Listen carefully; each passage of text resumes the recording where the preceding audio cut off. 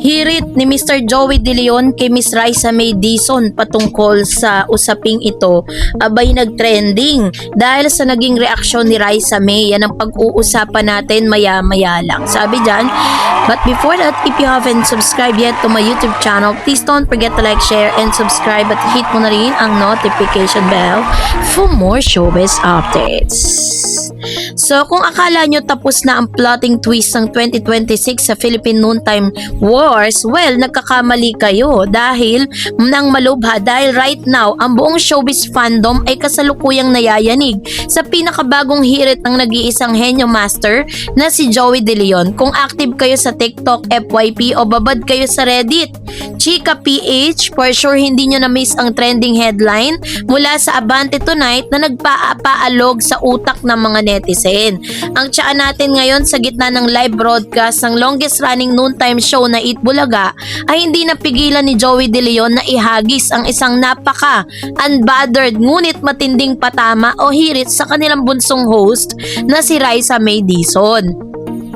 Ito po hinggil sa controversial na Lotus Pit joke na It's Showtime host na si Kim Chu. Yes, bestie, narinig mo ng tama.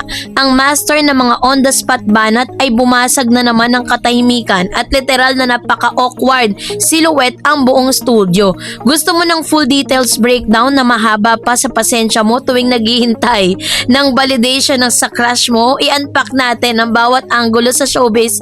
Bombang ito gamit ang ating wika, no? So, ito na. Ano nga bang pinagmula ng issue? Para lang po updated kayo. Para sa mga hindi updated o bagong gising lang mula sa kanilang digital detox, mag-context check muna tayo para hindi kayo mukhang lost sa GC. Bakit nga ba biglang tinanong ni Joey si Raisa tungkol kay Kim? Everything started a few days ago sa segment ng It's Showtime na Lights, Camera, Action. Habang nagaganap ang biruan sa set ng Kapamilya Show, ang host na si Jugs Jugueta ay nag-dress up bilang isang iconic at nakakatakot na multong si Lotus Feet mula sa sikat na Chito S. Ronyo horror movie na Pungsuy. Sabay biglang binitawan ng nag-iisang Chinita princess na si Kim Chu ang isang joke na nagpatawa sa studio pero nagpatas ng kilay ng marami sa internet.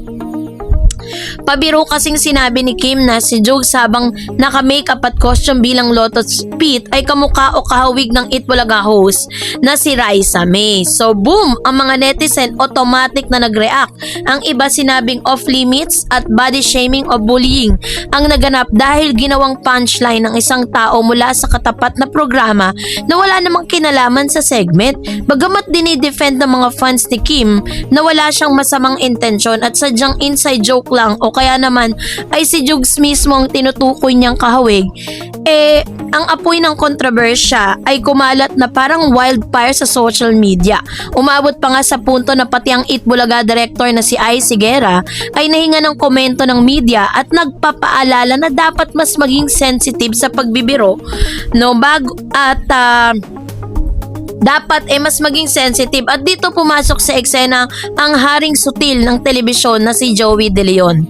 So ang eksena noong July 4 gumalaw ang baso ng Sabado kasi parang deadma lang kasi si Kim dun sa kanyang nagawa. Wala po siyang sinabi. Even Miss Raisa May, pag tinatanong siya ng mga fans kung anong reaction niya dun sa ginawa ni Kim na ginawa siyang katatawanan na may kasamang body shaming at panlalait, wala din pong sinasabi or wala pong reaction si Miss Raisa May. So dahil dito, si Miss Joey De Leon na isa masasabi natin na very talagang controversial kasi talaga yung mga hirit ni Sir Joey, no. So nung July 4, 2026 sa entablado ng Eat Bulaga sa TV5, nag-umpisa ang lahat sa isang napaka-positibong anunsyo ng pambansang bossing na si Vic Soto at masayang ibinalita na si Vic sa harap ng audience at ng mga co-hosts gaya ni Maine Mendoza at Alan Kay, Mas Ocampo at syempre si Raisa May na nakatakda silang mag-usap at magkita ng It's Showtime main host na si Vice Ganda. Ang pagkikitang ito ay paniniwalaang para sa kanilang pinaplano at inaabangang giant movie collaboration para sa darating na Metro Manila Film Festival. Isang blockbuster crossover na literal na pangarap ng bawat noontime fan. Syempre, naghihiyawan ng lahat. Ang saya ng vibe, abot langit ang palakpakan dahil magsasama ang dalawang haligi na magkatunggaling show. Pero habang nagbubuni ang lahat, si Joey De Leon ay may ibang plaka na gustong patugtugin. Lumingon si Joey kay Raisa May at biglang binitawan ang linyang, "Ikaw Raisa, kailan kayo mag-uusap ni Kim Chu?" Bro, literal na napatigil ang mundo ng panandalian. Ang mga co-host sa si Alan Kay ay halatang nagulat sa biglang pag-divert ng usapan ni Joey papunta sa pinakasensitibong issue ng linggo. Sina Maine Mendoza, Miles Ocampo naman ay napilitang mag-react sa pinaka-safe na paraan para hindi maging toxic ang live television. So, sa naging reaction po ni Raisa May, pinakita niya dito yung tinatawag na pure professionalism, period. Isipin mo, ikaw si Raisa May Dizon, mula bata ka pa, pinalaki ka na sa loob ng Eat Bulaga Studio. Mula noon na pananalo ka sa Little Miss Philippines noong 2012, sanay ka na sa mga biroan, pero iba pa rin talaga kapag na on the spot ka.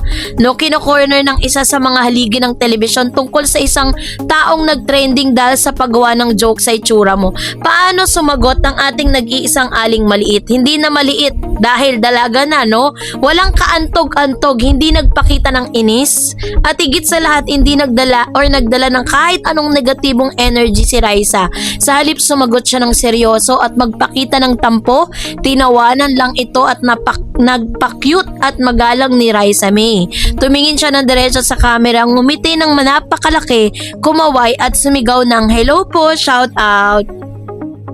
So, slay queen behavior kung ituturing. Instead of fanning the flames of making it issue between TV5 and GMA, Kapamilya Networks, Raisa chose the high road. Ipinaramdam niya na wala siyang itinatagong sama ng loob kay Kim Chu.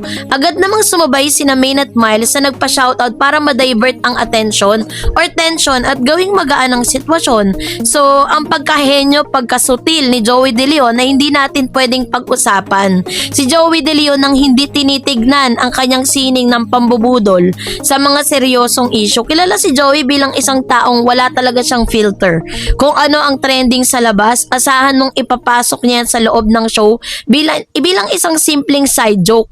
Pero para sa matagal nang sumusubaybay sa kanya, ang hirit niyang ito kay Raisa ay hindi bago. Ito ay classic Joey De Leon move, isang paraan na ipapaalala sa publiko na nakikinig at nakakakita ng Team Eat Bulaga ang lahat na nagaganap sa paligid nito. Sa isang banda, makikita ito bilang pagtatanggol ng isang tito o lolo sa kanyang alagang si Raisa, na parang sinasabi sa kalabang show na, "Hey, nakita namin yung joke ha." Sa kabilang banda naman, ito rin na isang mahusay na paraan para lumikha din ng organic noise at panatiling mainit ang viewership ng telebisyon. Si Joey De Leon ang tunay na definisyon ng isang taong nabubuhay para sa entertainment value, no? So, meron nga rin mga chika na kumakalat patungkol sa suspension nga, no, nitong si Miss Kim dahil sa matinding bangayan ng mga fandom, no, matapos ang hirit na ito ni Joey, ang original na joke ni Kim, lumala yung sitwasyon sa YouTube at Facebook vlogs. May mga kumakalat pang chika nito mga nakarang araw na sinuspindi raw ng ABS-CBN executive na si Tita Cory Bidane si Kim Chu sa Eat Showtime dahil sa reklamo umano ng pamunuan ng TVJ at Eat Bulaga. Ngunit ayon sa ulat din ng Bandera at Abante, agad itong pinabulaanan ng mga insiders at mismong mga bossing ng Kapamilya Network. Mariing sinabi ng TV executive na hindi totoo ang mga balita, no, na mayroon pong suspension or normal na naganap, no, dito kay Kim Chu kasi normal po yung kanyang hosting duties eh.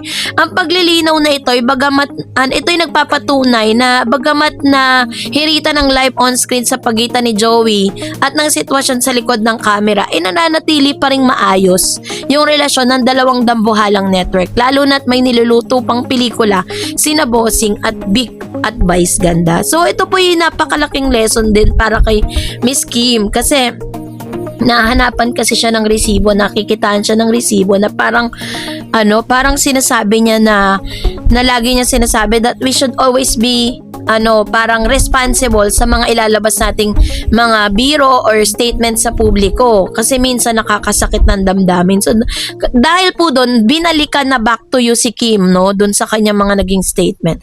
So, this is gonna be a big lesson for Kim Chiu na kailangan mas maging maingat siya at hindi niya pwedeng pairalin ang pagiging taklesa niya ng live, lalo na't maraming mga nakakapanood sa kanya. So, kayo po, anong niyong saloobin patungkol dito? Mag-comment kayo sa comment section. And that's it for today. For And more that's it for videos and today. updates, please don't forget to like and subscribe, and please don't forget to follow my Facebook page, Dar Eds TV and Dar Eds channel. God bless everyone.